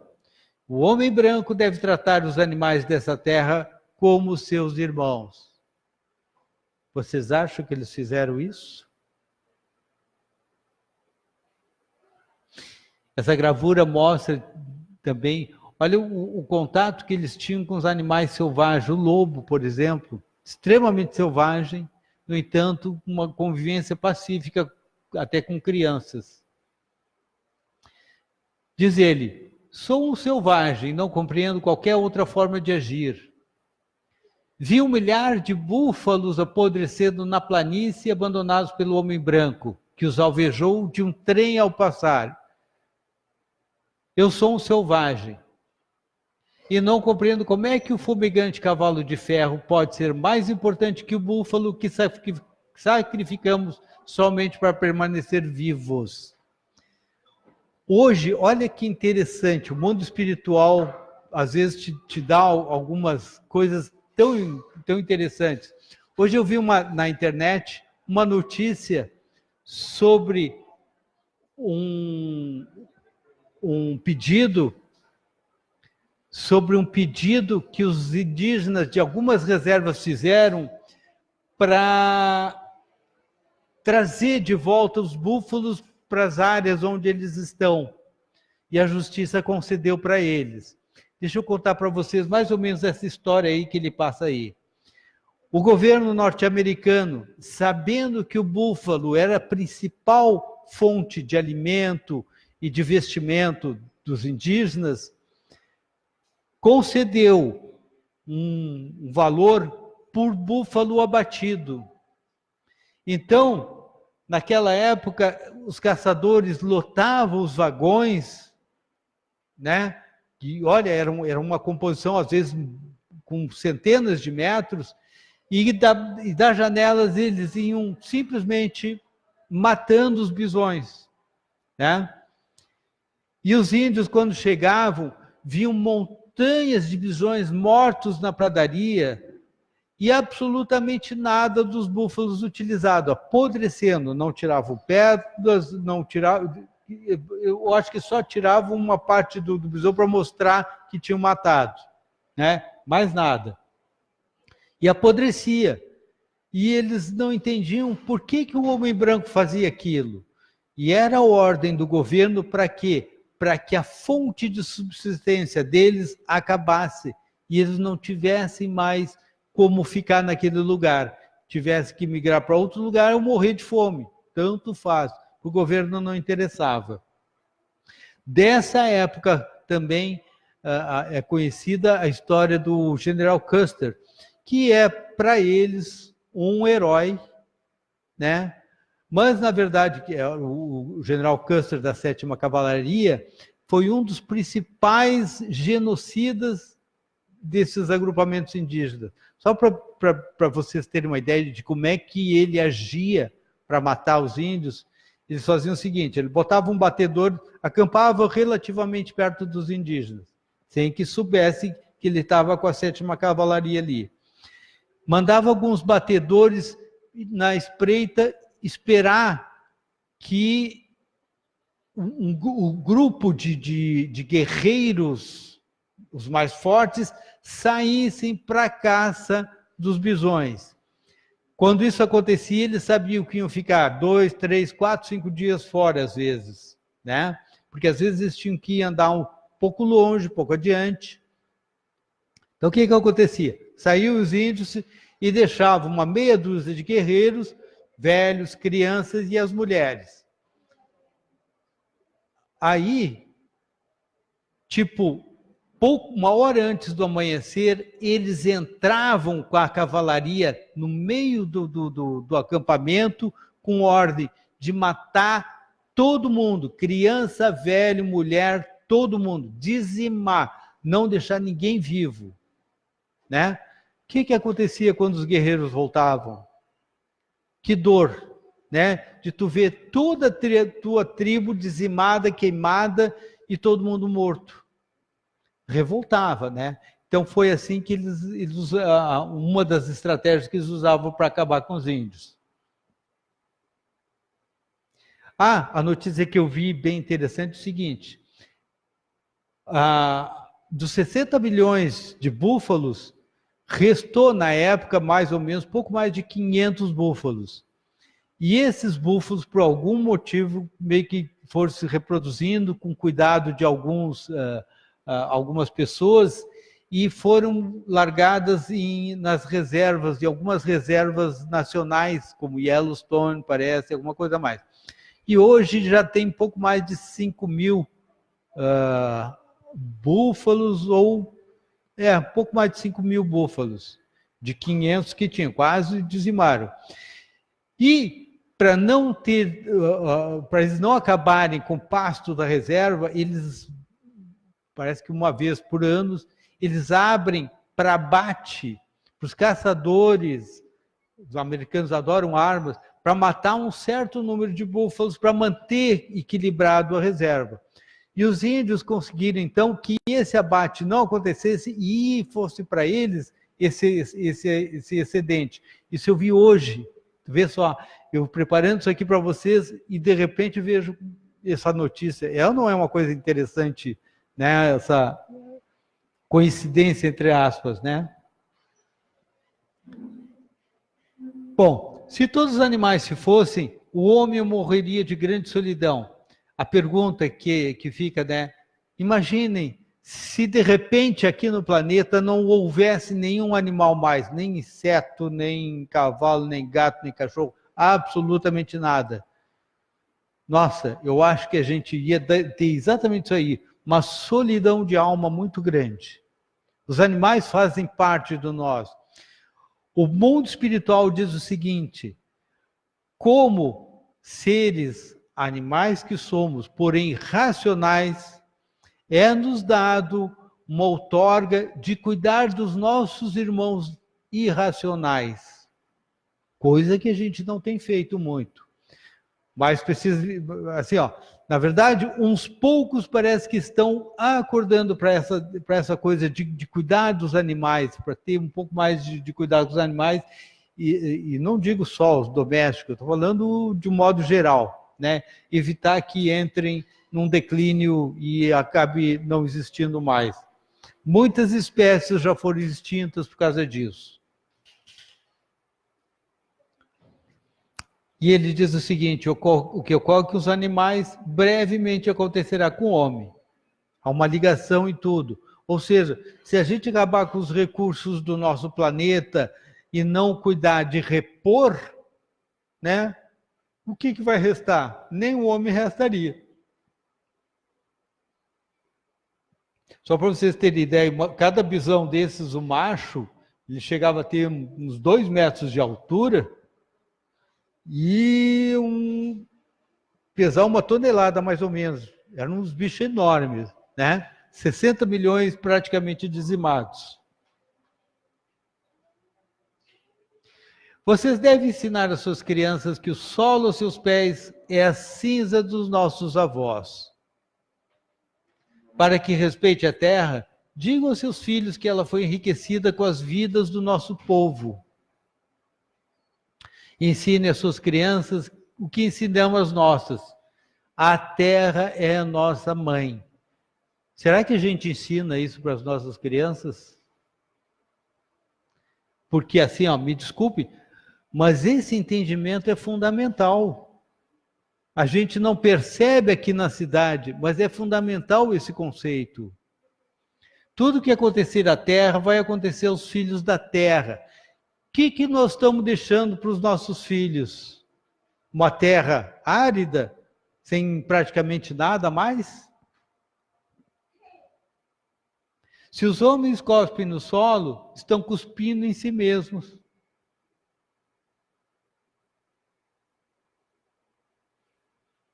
Isto sabemos, diz ele, a terra não pertence ao homem. O homem pertence à terra. De fato, a terra vai continuar. Nós não. Aí vocês podem dizer, não, Rui, mas nós não reencarnamos? Sim, nós vamos reencarnar. Então, até certo ponto, nós vamos ficar aqui. Mas a partir de determinado ponto evolutivo, nós não vamos mais precisar reencarnar na Terra física como nós conhecemos. Nós vamos ir para outros mundos mais sutis. Isso sabemos, continua ele. Todas as coisas estão ligadas como o sangue que une uma família. Há uma ligação em tudo. O que ocorrer com a Terra vai recair sobre os filhos da Terra. O homem não tramou o tecido da vida. Ele é um dos fios desse tecido. Tudo que fizer ao tecido, ele vai fazer a si mesmo. De bom ou de mal. Olha como era uma aldeia indígena. Como ela ficava integrada na natureza, né? Geralmente perto de uma fonte de água, que é um rio correndo, não um rio parado, a menos que fosse uma grande lago. E eram nômades, agora me lembrei de dizer para vocês, eram nômades. Então, aquelas habitações, wigwam, que eles chamavam, não sei se era isso aí, não importa. Eles recolhiam de tempos em tempos e mudavam de lugar, para não exaurir a terra. Interessante que esse mesmo costume os nossos índios aqui no Brasil tinham, que também algumas tribos nossas eram tão elevadas espiritualmente como essas, e foram também dizimadas. Há muito tempo atrás eu li um livro, Augusto César Nunes Cabeça de Vaca. É um espanhol que desembarcou na época acho que século XVII, XVIII, ele desembarcou na costa aqui de Santa Catarina e entrou parte de Santa Catarina e parte do Paraná. E as tribos, ele disse, eram tribos muito amigáveis, né?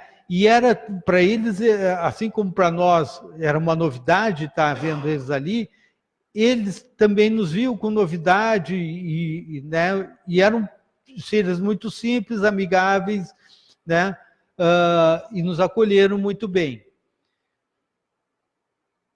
A nossa história, quando eu li na época isso aí, eu digo, puxa, a nossa história tem essas tribos como hostis ao ser humano. Claro, depois de dizimada, quem é que não vai ficar hostil, né? E ele dizia o seguinte, assim, ó, e eram milhares de seres em tribos, geralmente com uma distância de 4, 5 quilômetros uma da outra, interligada por trilhas, né? E eles tinham muito contato uns com os outros, né? E as tribos justamente daqui, parece que pertenciam na época aos Gês, da ordem dos Tapuias, eram considerados tribos hostis. Passou a ser hostis depois que começaram a ser atacados. Faz sentido, se defendendo. Mesmo o homem branco, cujo Deus caminha e fala com ele de amigo para amigo, não pode estar isento do destino comum. Olha só, agora é interessante. É possível que sejamos irmãos, apesar de tudo, veremos. Olha a consciência espiritual que ele tinha de saber e muito sutilmente dá a entender que eram irmãos, embora sabendo que os civilizados tinham eles como seres inferiores. De uma coisa estamos certas, e o homem branco poderá vir a descobrir um dia: nosso Deus é o mesmo Deus. Gente, de fato, o mesmo Deus do muçulmano é o mesmo Deus do cristão, é o mesmo Deus do hindu, é o mesmo Deus de todo mundo. Só é entendido de uma maneira um pouco diferente. Conforme o costume e conforme os guias que chegaram para cada uma dessas civilizações passaram, mas cuja mensagem, né, da espiritualidade acabou sendo deturpada no decorrer dos anos. Vocês podem pensar que o possuem, ao Deus, como desejam possuir a nossa terra, mas não é possível. Ele é o Deus do homem, e a sua compaixão é igual para o homem branco. A terra lhe é preciosa, e feri-la é desprezar quem a criou. Por isso que eles tinham essa reverência, essa sacralidade, não só à terra, à natureza como um todo. Os brancos também passarão, diz ele, talvez mais cedo que todas as outras tribos. Contaminem as suas camas, e uma noite serão sufocados pelos próprios dejetos. Mas, quando da sua desaparição, vocês brilharão intensamente iluminados pela força do Deus que os trouxe a essa terra, porque ele entende que aquele homem branco que não acreditava muitas vezes em Deus, ou acreditava de uma maneira muito restrita, quando desaparece, ele passa por um período, né, e se ilumina depois nos planos mais elevados. E por alguma razão especial, Deus deu o domínio sobre a terra e sobre o homem vermelho.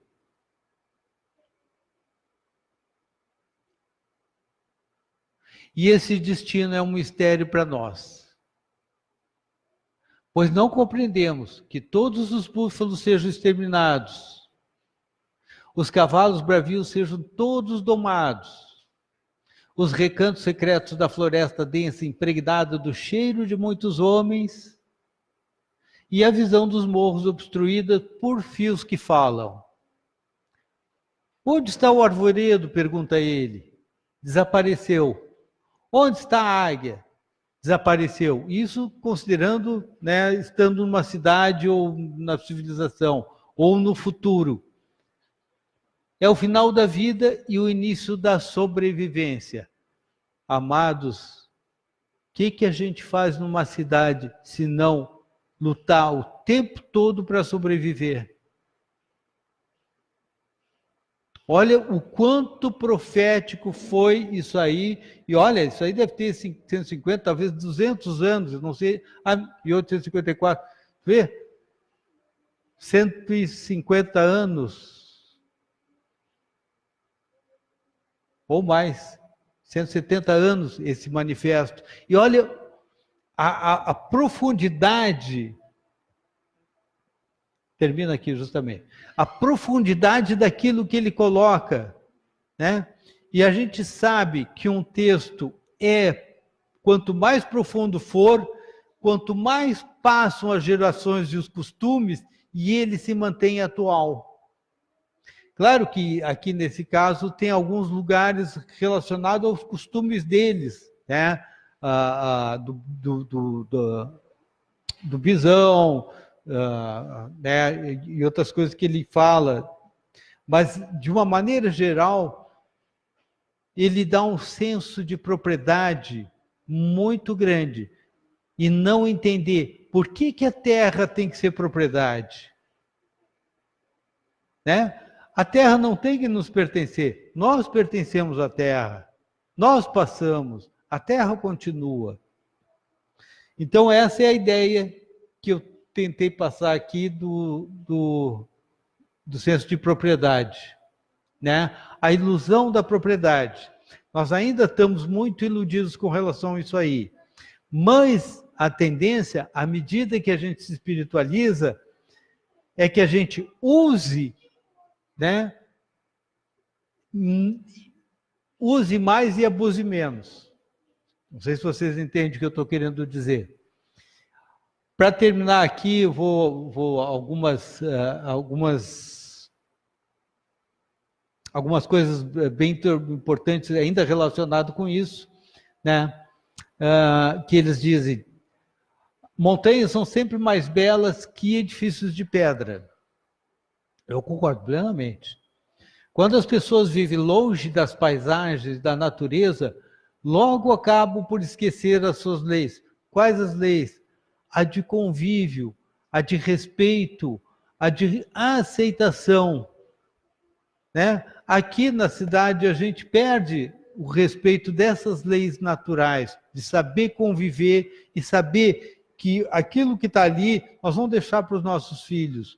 Então o que nós vamos deixar? Porcaria? Dejeto? Não, vamos deixar coisa legal e, se possível, melhorada. E falta essa consciência para essa civilização que está aqui.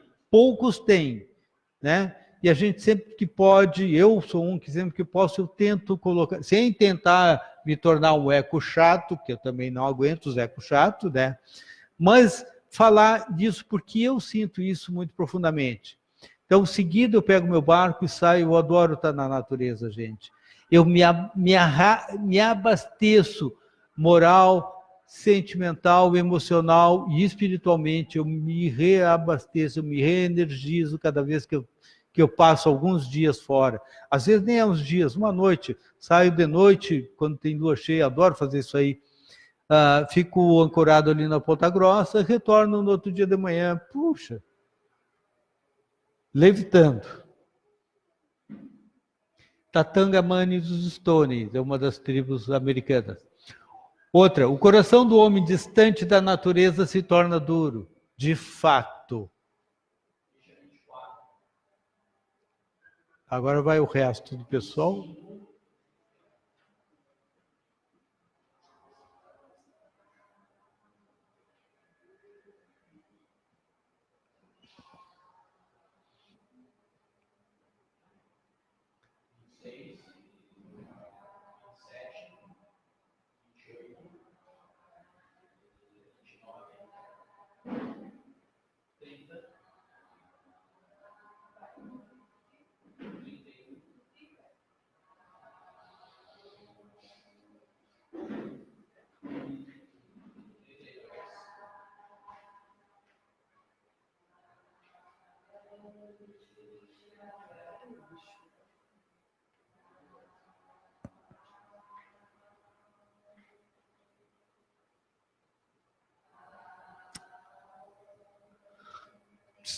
Todos já foram atendidos ali?